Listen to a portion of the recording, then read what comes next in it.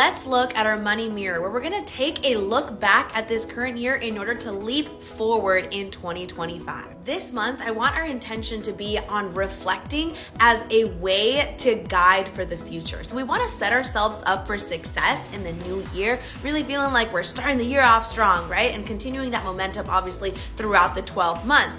But in order to best do that, we have to kind of look to the past, really do a deep dive in terms of like what went well, what are our areas that we want to improve on. And this work is exactly what we do in coaching. Like one-on-one, we'll look at their financial progress. We'll take a measurement again of their overall financial health and then think, okay, this is where we can tweak. These are going to be the goals for 2025. Because if you really want to start the year off strong, we have to kind of set ourselves up for success. So there's some kind of pre-work that has to be done. And as a way to kind of guide this work and guide clients through this process, I created this like financial health assessment. And it has 6 different areas of financial health. So we look at your income, your net worth, credit, cash management, insurance, and estate planning. And every area is going to be like divided into kind of subsets, ways that we can quantify, that we can kind of measure how healthy we are. And spoiler alert, I engage in this work as well. So one of the kind of target areas for me in 2025 is gonna be like budget variance,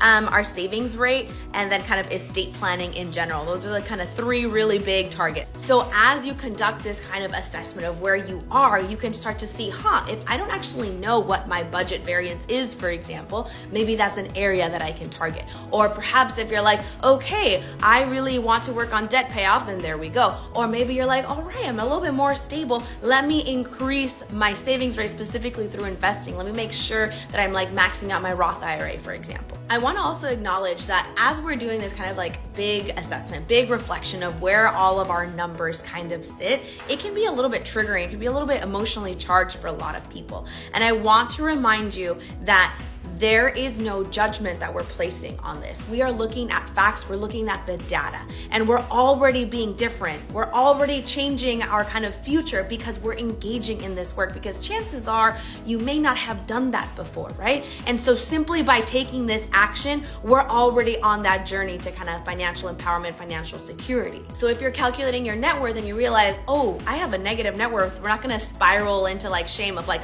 why did I do this? I should have done things differently. Why can't I just spend, right? Do you see how that's like just all negative and we got this negative kind of spiral? We want to take the shame out of it. We want to take the judgment out of it. So if, for example, you have a negative net worth and we're thinking, okay, this is the metric that I might use to kind of gauge my progress in 2025. Am I going to decrease, my liabilities, aka paying off debt, or am I going to increase my assets? Am I going to increase my savings? Maybe it's a little bit of both.